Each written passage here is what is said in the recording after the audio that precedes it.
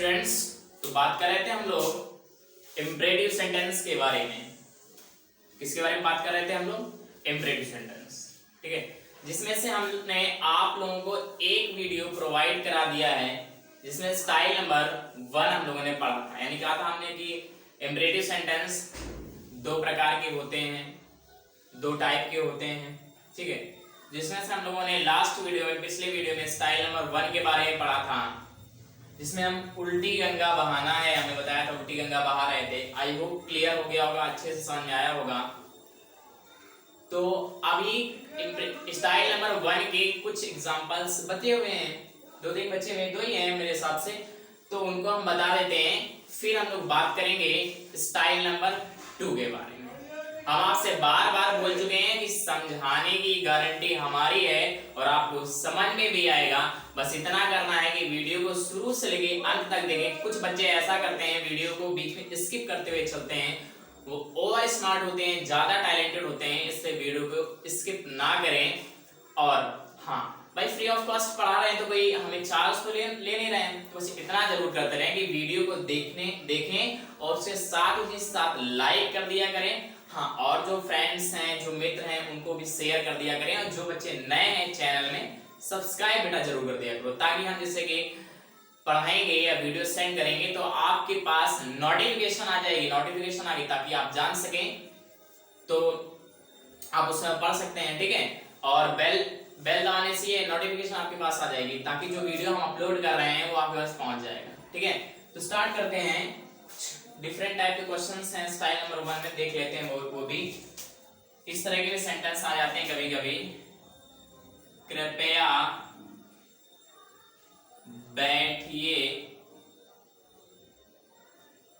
बैठिए तो सही। कृपया बैठिए तो सही और गाना सुनिए। कृपया बैठिए तो सही और गाना सुनिए।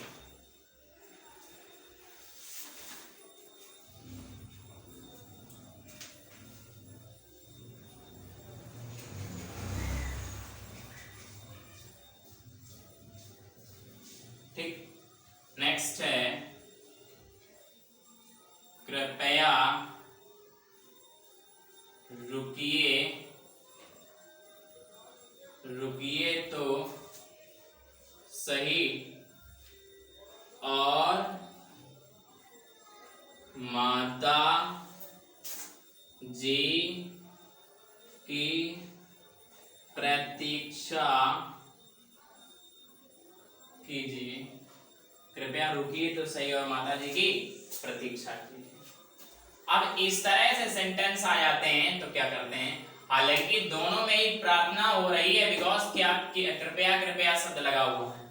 क्या लगा हुआ बेटा? कृपया शब्द लगा हुआ है, हालांकि दोनों में ही प्रार्थना ही हो रही है, यानी कि इम्परेटिव सेंटेंस है और सब्जेक्ट दिया नहीं है। तो कृपया की अंग्रेजी हमने सब बताया, सर्वप्रथम पहले ही लिख लेते हैं। वैसे प्लीज सिट हो जाएगा, please sit and listen to a song. लेकिन ध्यान ये देना है, जब वाक्य के बीच में तो सही दिया हो, विनम्र निवेदन दिया हो, तो सही दिया हो, क्या दिया हो? तो सही, तो डू लगा देते हैं। वर्ब के पहले do, please do sit and listen to a song. Listen माने सुनना या सुना। जब कृपया तो दिए, कृपया के अंग्रेजी प्लीज लिख लिया, वाक्य के बीच में तो सही दिया हो, विनम्र निवेदन दिया हो, बैठिए तो सही दिया हो, तो पहले वर्ब के पहले डू लगा देते हैं, बाकी as it is. Please do sit and listen to a song. कृपया रुकिए तो सही, as it is. Please do stop, अरे स्टॉप माने रुकना, इसलिए पहले डू लगा दिया।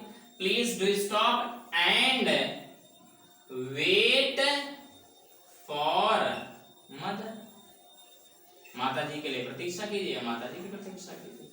Please do stop and wait for mother. तो सही के लिए या तो ये कहो कि तो सही के लिए क्या लगा देते हैं हम लोग? डू। क्या लगा देते हैं बेटा? डू।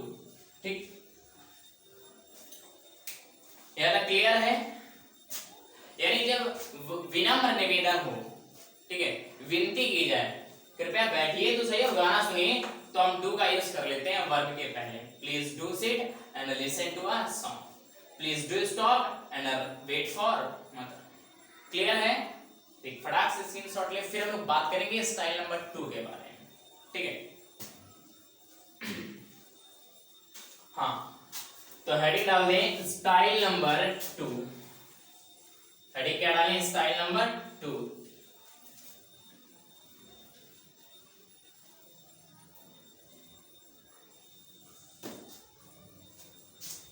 इसमें एक नोट पॉइंट लिखें, नोट पॉइंट लिखना है एक,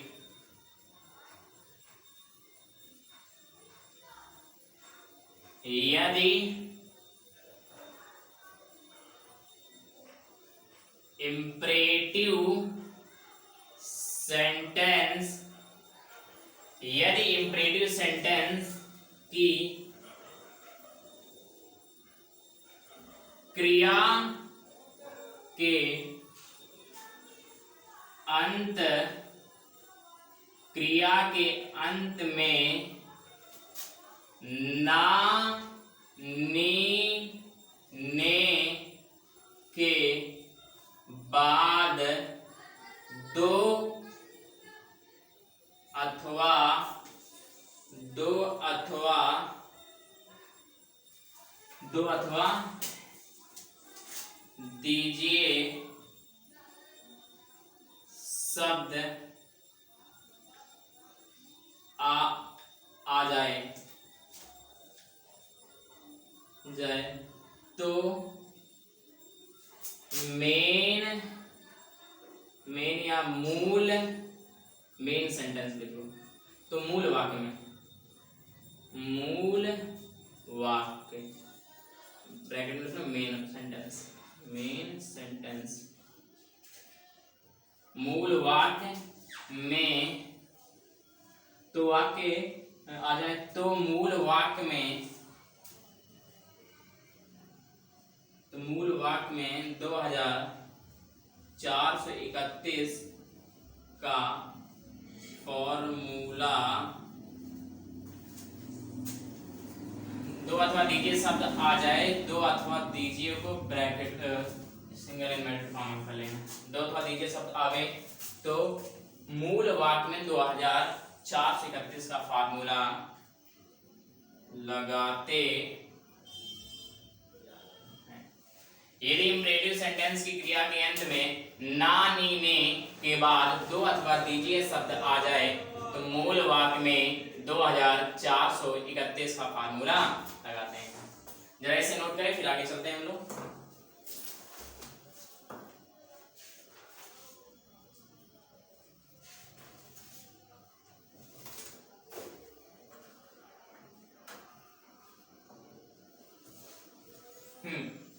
देखिए एग्जांपल, बहुत ढंग से समझें, वीडियो पे बिल्कुल स्किप ना करें, चीजें समझ में आएंगी। लिखा हुआ है रेखा को रसोई घर में खाना पकाने दो। रेखा को रसोई घर में खाना पकाने दो। रेखा को रसोई घर में क्या करने दो बेटा? खाना पकाने दो। देखो इम्परेटिव सेंटेंस है कि क्रिया के अंत में नानी ने आया के बाद दो अथवा दीजिए, दो अथवा दीजिए शब्द दो आ गया, आए तो मूल वाक्य में 2431 का फार्मूला लगाते हैं। क्या लगाते हैं? 2431 का फार्मूला लगाते हैं। रेखा को रसोई घर में खाना पकाने देने, कुछ भी कह सकते हैं, ठीक है। रेखा को रसोई घर में खाना पकाने दो, तो 2431 का फार्मूला लगाएंगे। तो शुरू से लगाते हैं 2 4 3 1। अच्छा, कुछ बच्चे सोच रहे होंगे 4 यहाँ पे क्यों नहीं लिखा, ठीक है। तो ध्यान ये देना है, एक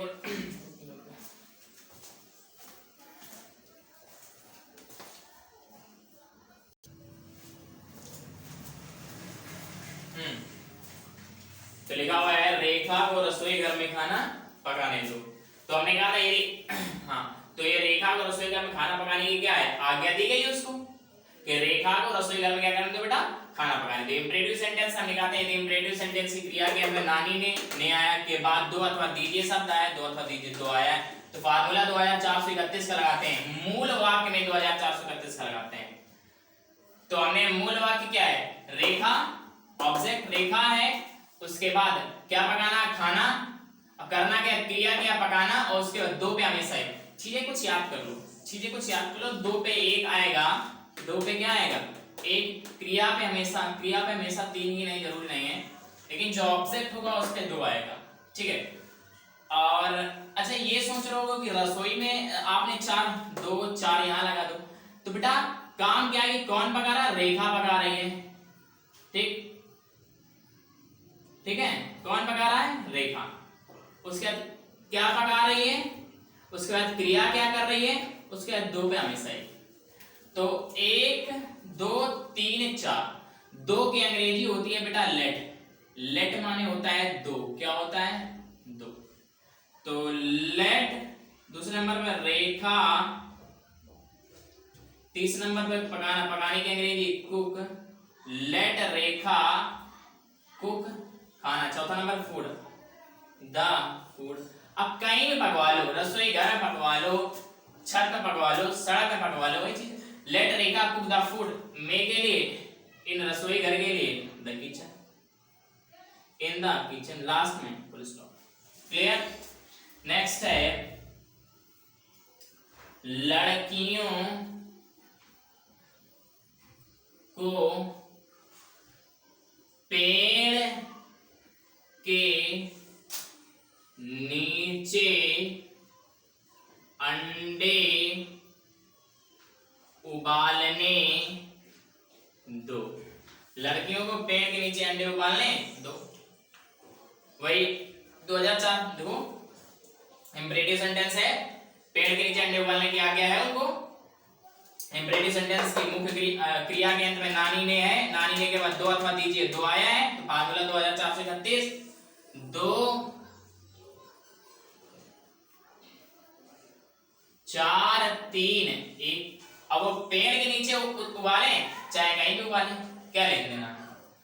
तो एक नंबर पे दो है, दो के अंग्रेजी लेट, दूसरे नंबर पे लड़कियों के लिए द गर्ल्स, तीसरे नंबर पे क्या है उबालना, उबालने की बॉयल, चौथे नंबर पे क्या है अंडे द एग्स,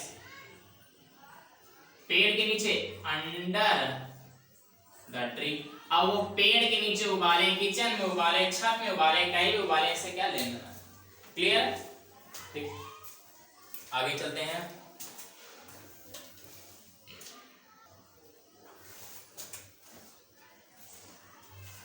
लड़कियों को पेड़ के नीचे अंडे उबालने दो, ठीक है। नेक्स्ट आगे देखते हैं,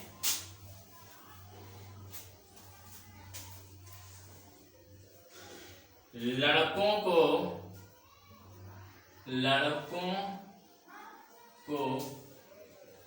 बाजार से किताबें खरीदने दो। अब उनको खरीदने की आज्ञा है। हमने कहा था यदि इम्परेटिव सेंटेंस की क्रिया के अंत में, क्रिया ये यार खरीदना ही है, क्रिया के अंत में नानी ने के बाद दो अथवा दीजिए दो आया है, लड़कों को बाजार से किताबें खरीदने दो, तो फार्मूला 2431 को मूल वाक्य में लगाते हैं, तो दो चार तीन एक। अब वो बाजार से खरीदे यार, कहीं से खरीदे, क्या लेन देना है हमें, ठीक। तो लड़कों के लिए दिखेगा क्लियर यहां से, चलो इसको ऊपर लिख लेते हैं, दो ये चार ये तीन और ये एक, ठीक, ऊपर कर लेते हैं। एक नंबर पे क्या है दो, दो की अंग्रेजी लेट, दूसरे नंबर पे लड़कों के लिए द बॉयज, तीसरे नंबर पे क्या है खरीदने की बाई, चौथे नंबर पे किताबें the books, bye the books, कहां से बाजार से, फ्रॉम, बाय द बुक्स से किताबें, from the market, from the market, last में फुल स्टॉप, क्लियर है। Let separate the boys by the books from the market. हाँ आगे देख लेते हैं।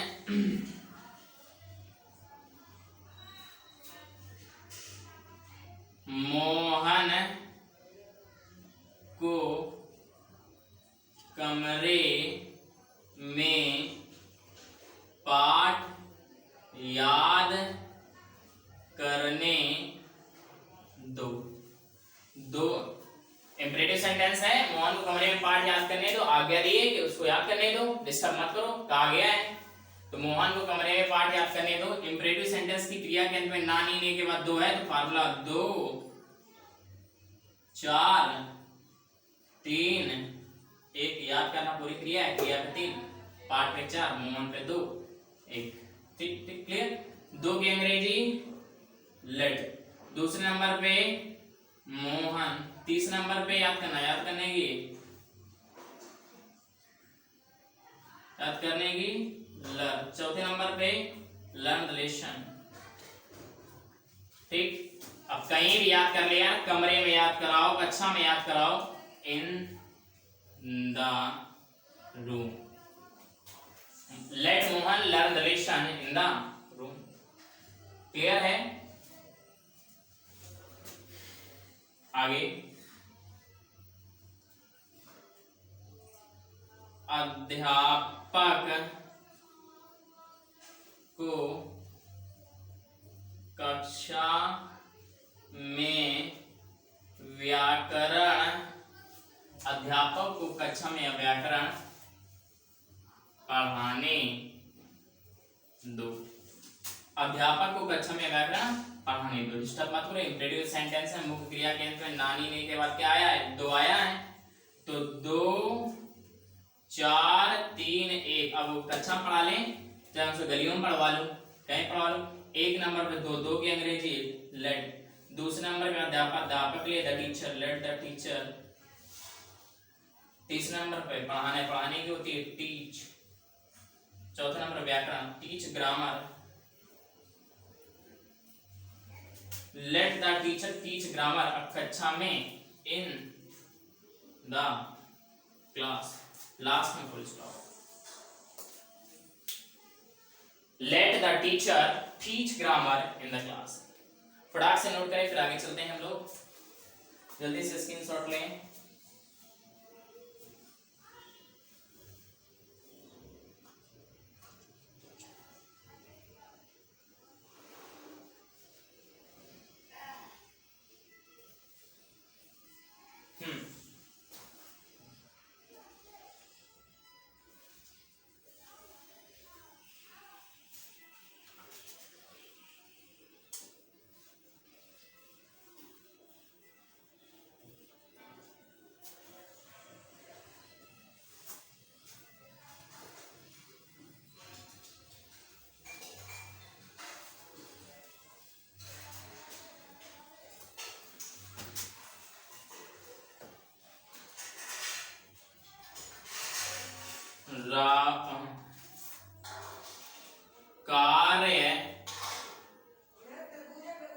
कार्यशाला में पढ़ाई को, तो पढ़ाई को कार्यशाला में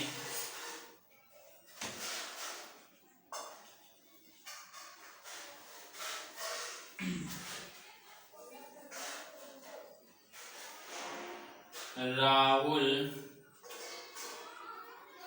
को कार्यशाला में कुर्सियां बनाने दो। ठीक, कोशिश करो आप लोग बनाओ, आके बनाएंगे। लड़कों को मैदान में फुटबॉल खेलने दो। नेक्स्ट, अब मुझे सोने दो। बनाओ आपको फटाक से।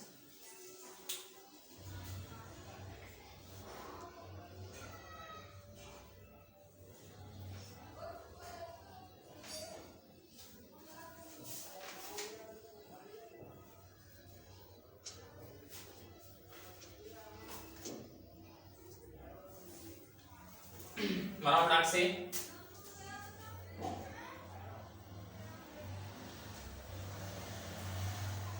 इस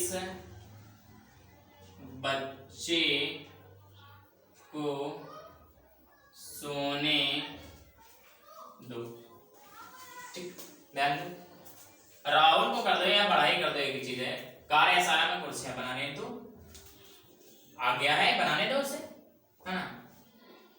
कहा भी गया कह सकते हैं, है ना। राहुल को कार्यशाला में कुर्सियां बनाने दो। इंपरेटिव सेंटेंस की क्रिया के अंत में नानी नहीं आया, उसके बाद दो अथवा दीजिए शब्द आए, तो फार्मूला कैसा लगाओगे?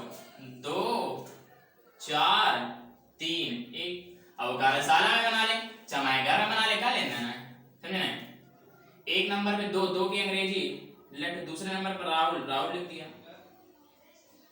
तीसरे नंबर बनाने की make the chairs, make the chairs. May के लिए, कार्यशाला के लिए WORKSHOP, वर्कशॉप, लास्ट में फुल स्टॉप। क्लियर।